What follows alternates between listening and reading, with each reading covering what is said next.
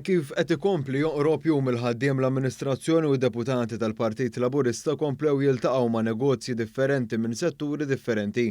Iż-żjara tal-lum kienet f'lukanda ewlenija fiċ-Ċirkewwa fejn setgħu jsegwu mill-qrib l-andament turistiku u l-frott ta' diversi skemi li qed igawdu minnhom in-negozji f'pajjiżna. Flimkien ma' diriġenti tal-lukanda li llum il-ġurnata tħaddem magħha madwar 130 ħaddiem, id-delegazzjoni tal-Partit Laburista setet tara wkoll l-investiment li qed isir fis-settur privat fil-qasam tal-ospitalità f'pajjiżna. Fil-fatt apparti il-manutenzjoni u t-tisbieħ regolari li għamlet fil-passat riċenti, din il-lukanda investit ukoll fuq proġetti ta' sostenibilità fosthom l-installar tal-fuq minn 100 pannella fotovoltaika.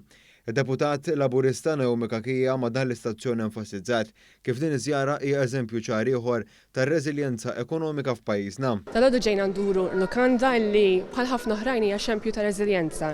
Reżiljenza mhux biss minħabba l-attitudni ta' min iħaddem u tal-ħaddiema illi baqgħu jaġġornaw matul iż-żmien minkejja bosta sfidi li kellhom jaffaċċjaw, però huma reżiljenti wkoll minħabba l-għajnuniet illi jkollhom iż-żmien għal ieħor min-naħa tal-gvern. Mhux biss għajnuna fir-rigward tal-enerġija biex nagħti eżempju wieħed, però anke skemi oħrajn differenti li jgħinuhom ikunu iktar kompetittivi u attrajenti mhux biss għat-turisti ma anke għall-Maltin stess li jiġu jżuru din il-lukanda.